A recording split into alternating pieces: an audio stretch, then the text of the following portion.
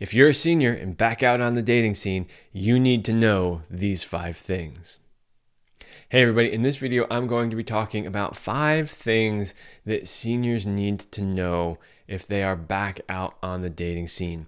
One of the things that I have been seeing more and more of is seniors who have, lost their partner due to death or maybe divorced late in life.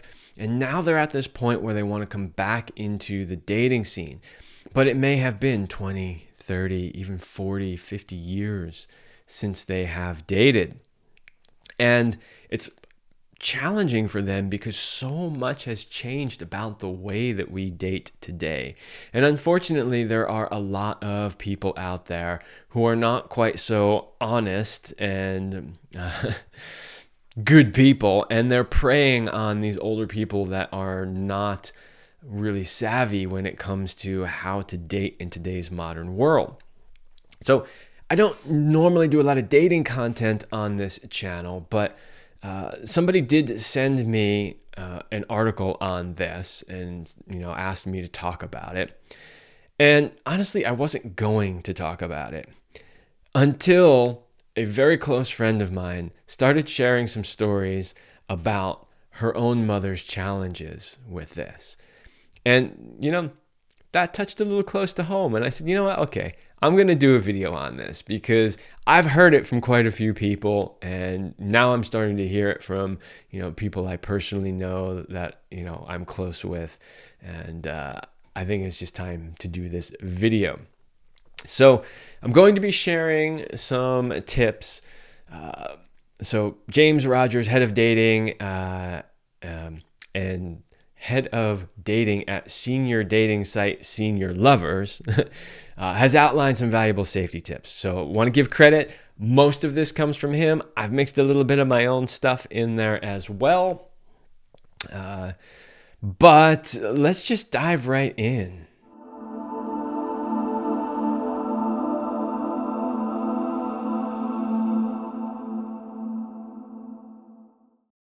But before we do that, please make sure that you like, share, and subscribe. My content here on YouTube has been heavily suppressed for a long time, and I really need your help to override the censorship so that more people can see my content. So, commenting on a video, liking it, sharing it, subscribing to the channel, all of those things help override the automated censorship. So I'd really appreciate it if you like this content, if you would please do that. I'm Kevin Anthony. I am a certified sexologist and host of the Love Lab podcast. And for over a decade, I've been helping men, women, and couples identify the patterns and behaviors that are sabotaging their relationships and sex lives. When you need help to have the relationship and the sex life that you know is possible, but just haven't been able to figure out yet, I can help you have the relationship of your dreams and the best sex of your life. Okay, number one thing here on the list, and these aren't necessarily in a specific order, but number one is to know who you are talking to. Now, I know this sounds somewhat simple, but older people, they still sometimes think that the world operates the way it did when they were younger, which is that people were more honest, people were more upfront. There were less people out there trying to con you, steal from you, lie to you, that sort of thing. Especially when they're dating other seniors and they assume that other seniors are seeing the world the same way they do. Unfortunately, that is not often the case. There are a lot of people out there who are not what they say they are. They're not what they put in their profiles. They're not who they pretend to be when you're having conversations with them. So before you, and we'll get into this a little bit more, but before you share too much information, you have to really get to know who this person is. One of the ways that you can do that safely is to get on video calls. We have the technology now. Everybody has it in the palm of their hand with their cell phone, if not on their computer. See this person, right? See their body language. Listen to them. Watch their facial expressions. Get to know this person and figure out who is it that this person actually is before you get too close to them.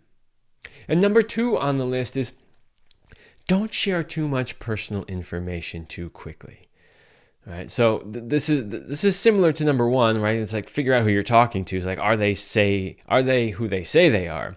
But then even if they are, don't tell them about, personal things. Like, think about it this way. If there's information that you wouldn't want somebody, on the internet to have about you, then don't share that information yet. Take more time to get to know who they are. Unfortunately, a lot of seniors tend to be very trusting and they just talk about their lives openly and they say all kinds of stuff. Meanwhile, the scammer on the other end's writing it all down and figuring out how to use that information to hack your online banking accounts or whatever. So don't get too personal too quickly with the information. So get to know them first. Realize that a lot of these people are often fishing for details about your personal life because they use that to crack passwords and to answer security questions and things like that. And then don't send nudes unless you've really gotten to know this person and you've really established trust. I mean, it's all fun and games, right? Let's send some nudes out there. But what does happen sometimes is once the person gets them, then they want to blackmail you with them and say, well, I could put these out in the public and your family members would see them. Your church, friends and members would see them, or work people, if you're still working, might see them. And that can be a really big issue for seniors. So just don't, and you don't have to be like, no, I'm not doing it. That's weird, or don't ever ask that again. You don't have to get mad about it, but just say, you know what? That sounds really fun. And I would love to do that with you, but I need to get to know you a little bit more first. Next is to meet in a public place. I heard a story recently from a senior who's out there dating who didn't know any better and was talking with this man. He seemed nice. He seemed normal. Everything seemed fine. First date, she meets him at his house. Now, fortunately, nothing bad happened to her. But when she gets there, he goes crazy, won't let her leave the house, and she starts to seriously fear for her safety. Eventually, he relents and she's able to leave. But she should have never been in that situation to begin with. You don't know who this person is yet. You don't know if they are trustworthy. You don't know if they are who they say they are. You don't know what they want and what they're looking for. So meet in a public place, not just for the first date, but probably for the first several dates, so that there are other people around, so that if you need help, you can get help. Another important thing to do is tell somebody that you're going out on a date with somebody and where, right? So tell a close friend, tell your kids if you have that kind of a rapport dialogue with them. Tell somebody that you're going out on a date. That way they know where you are just in case something did go wrong. This one is really, really important. Please don't ever put yourself in the position of being trapped in somebody's home.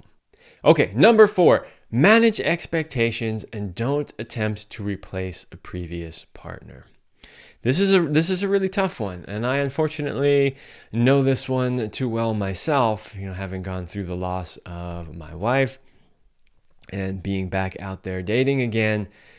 It's challenging, especially if you had a really good relationship with your previous partner. And you're out there and you're looking to basically replace them with somebody just like them, and the reality is that's just not realistic. So be a bit more realistic with your expectations. Don't expect everybody to be the same way that your previous partner was. See individuals that you might be going out on dates with as their own person. See the unique value that they bring. That's going to open up a lot more possibilities for you, and it's going to save you from some significant disappointment when you start to realize that none of these people are the person that was in your life before. Okay, and lastly, number 5, I have a list of some red flags to look for. I'm sure you could come up with a much longer list of red flags. I have talked in previous videos about being cautious about not seeing everything as a red flag, right? Because sometimes we can go too far and like nitpick every little thing. Ooh, oh, he did it, or she said that, or they used this word, or they had that look. That's a red flag. Everything's a red flag. So please be cautious of that. Having said that, there are some red flags to look out for. First one, declaring love on a first date. If somebody's immediately, I love you, I want to marry you on the first date, that's a red flag. Now, could it happen and be legit? It could. I've seen it happen and be legit a few times. But in general, that usually means somebody's trying to ingratiate themselves and attach themselves, to you and in your life really, really quickly for maybe not such good reasons. So that's one to pay attention to. Number 2 is insisting to keep the relationship sort of hidden. Don't tell anybody, or don't hang out with each other's friends or anything like that. If it seems like for whatever reason they're not wanting to be with you around in public, or friends or family or anything like that, that is also potentially a sign that they are up to no good. All right, and the next one is they ask for some type of financial assistance. I have heard this one more times than I can count, and I'm always surprised how many people actually fall for it. But it usually goes something like, you've been talking for a while, maybe on the phone, maybe via chat, could be video. You may have even met up once. And then all of a sudden they reach out randomly and they're like, I was in a car accident, or I'm in the hospital, or, whatever the sob story is. And can you send me X amount of money? Don't do that. It's pretty much always a scam. And I'm often sort of surprised at how many people actually fall for it. I mean, the part of it is people are generally trusting and they believe in the good faith in people. And so they think there's really something happening and they want to help. So that's lovely. But you don't know this person yet. You don't know if they're scamming you or if they're not scamming you. Very few people, although it is possible, don't have anybody else in their life that they know better and longer that they could ask. They've got to have a friend, a family member, a relative somewhere that would be the first person they would call, not somebody they just met that they've only been on, maybe 1 or 2 dates with, or a couple of dates, right?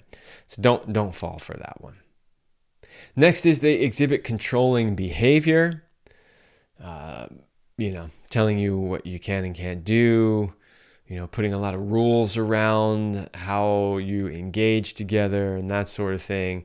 That's always a red flag. I mean, even if they weren't a scammer, that would just be a red flag of like, this is not even somebody you want to date. Even if they technically are legit, you don't want to be in a relationship like that. So pay attention for that behavior. And lastly, the things that they tell you don't seem to add up. It is really difficult to lie consistently and have everything make sense. Very few people can do that.